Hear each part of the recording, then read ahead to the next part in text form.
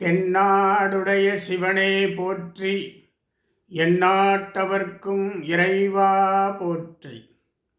திருவாசகத்தில் கோயில் மூத்த திருப்பதிகத்திலிருந்து ஓர் பாடல். உடையாள் உந்தன் நடுவிருக்கும், உடையாள் நடுவுள் நீ இருத்தி, அடியேன் நடுவுள் இருவீரும் இருப்பது, ஆனால் அடியேன் உன் அடியார் நடுவுள் இருக்கும்.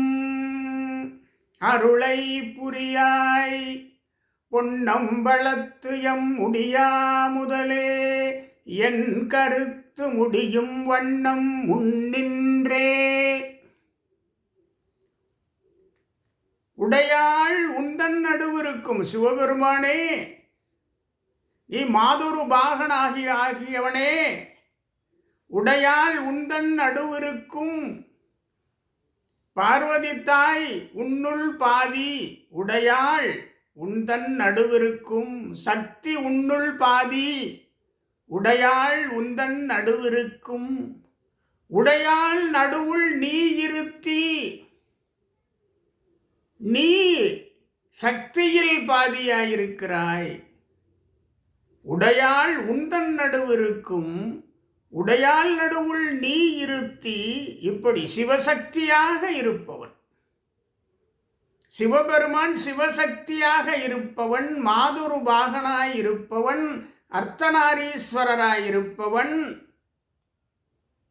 மாதியிலும் பாதியனை என்று திருவாசகம் சொல்லும். உடையாள் உந்தன் நடுவிருக்கும், உடையாள் நடுவுள் நீ இருத்தி. சரி, அடியேன் நடுவுள் இருவீரும் இருப்பது. மாணிக்கவாசகர் சொல்கிறார், என்னுடைய நெஞ்சத்திலே பார்வதி தாயாரும் சிவபெருமான் இருவரும் இருக்கிறீர்கள். எந்த நடுவுள் இருவரும். ஆனால் அது போதாதான். மாணிக்கவாசகர் என்ன கேட்கிறார்? அது உடையாள் உந்தன் நடுவிருக்கும், உடையாள் நடுவுள் நீ இருத்தி, அடியேன் நடுவில் இருவீரும் இருப்பது. இதைவிட ஒரு பெரிய அருள் இந்த உலகத்திலே பிறந்தவருக்கு வேறு என்ன வேண்டும்? வேறு என்ன வேண்டும்? ஆனால் மாணிக்கவாசக பெருமான் பாருங்கள், அதாவது சொல்வார், எந்தன் ஆவியும் உடலும் உடைமை எல்லாமும் குன்றே அணையாய் என்னை ஆட்கொண்ட போதே கொன்றிலையோ, இன்று ஓர் இடையூறு எமக்குண்டோ. மாணிக்கவாசகர் சொல்வார். எதை வைத்து சொல்கிறார்? இருவீரும் என்னுள் இருப்பது, எனக்கு ஓர் இடையூறு உண்டோ? ஆனால் மாணிக்கவாசகர் கேட்கிறார், அடியார் நடுவுள் இருக்கும் அருளை புரியாய். ஐயா, எம்மானே, எம்பெருமானே, சிவபெருமானே, அடியார் நடுவுள் நான் இருக்க வேண்டும். அடியார் நடுவுள் இருக்கும் அருளை புரியாய். அதுதான் எனக்கு தேவை. நான் அடியார் நடுவுள் இருக்க வேண்டும், அடியார்களோடு இருக்க வேண்டும். இதைத்தான் சிவபெருமானிடம் மாணிக்கவாசகர் கேட்கிறார். அடியார் நடுவுள் இருக்க வேண்டும், அடியார்களோடு நான் இருக்க வேண்டும். அடியார்களுக்கு சிவநெறியை போதித்து அடியார்களோடு இருக்க வேண்டும் என்று கேட்கிறார். என் கருத்து முடியும் வண்ணம் முன்னின்றே. என்னுடைய வேண்டுகோள் முடிய வேண்டும். என்ன கேட்கிறார் பாருங்கள் மாணிக்கவாசகர். அப்போ அடியார் நடுவுள் இருக்கின்ற பொழுதுதான் அடியார்களுக்கு சிவசிந்தனை சார்ந்த செய்திகளை சொல்ல முடியும். அடியார்களோடு இருக்கின்ற பொழுது அனைத்து சிவநெறி சார்ந்த பேச்சுக்களை அவர்களோடு பேச முடியும். சிவநெறி சார்ந்த பயணங்களை அவர்களோடு மேற்கொள்ள முடியும். யாத்திரை பத்திலே சொல்லியிருக்கிறார் அல்லவா?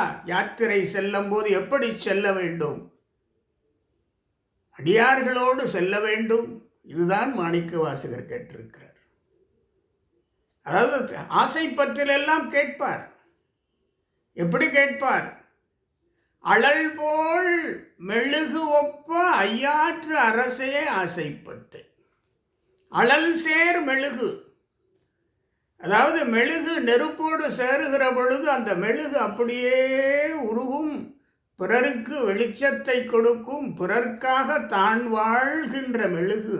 அதுபோல அழல் சேர் மெழுகு ஒப்ப ஐயாற்று அரசே ஆசைப்பட்டேன். இந்த மெழுகு, இந்த சிவபெருமான் என்ற அருளாலே இந்த உள்ளம் உருக வேண்டும். உள்ளம் உருகுகின்ற பொழுது அடியார்களோடு இருந்து உன்னை நினைந்து உள்ளம் உருகுகின்ற பொழுது பிறருக்கு பயன்படுகின்ற உள்ளமாக இது இருக்கும்.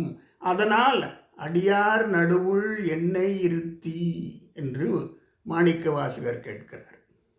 ஒரு மெழுகுவர்த்தி நெருப்போடு சேருகிறது. மெழுகுவர்த்தி காற்றோடு சேர்ந்தால் பயனுண்டோ? நீரோடு சேர்ந்தால் பயனுண்டோ?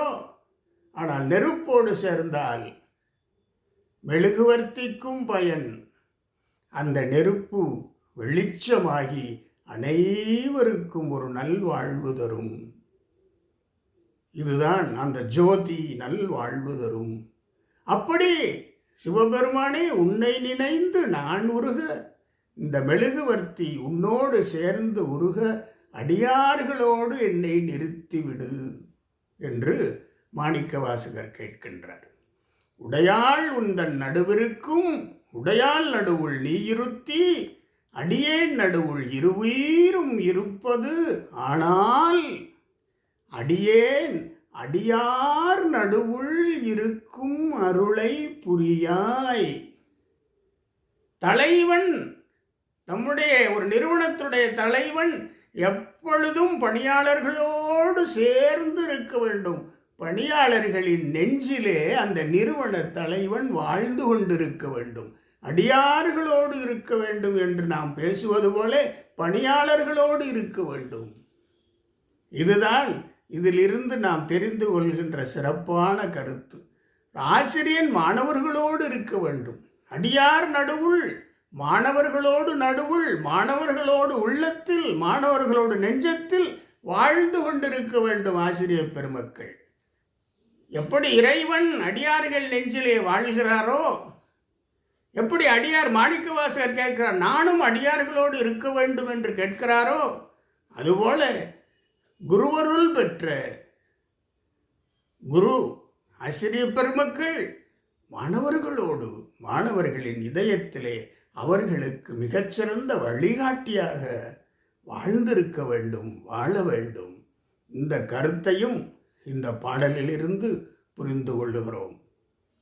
உடையாள் உந்தன் நடுவிருக்கும் உடையாள் நடுவுள் நீ இருத்தி, அடியேன் நடுவுள் இருவீரும் இருப்பது. ஆனால் அடியேன் அடியார் நடுவுள் இருக்கும் அருளை புரியாய். அருள் அனைவருக்கும் கிட்டும். தென்னாடுடைய சிவனே போற்றி, எந்நாட்டவர்க்கும் இறைவா போற்றி.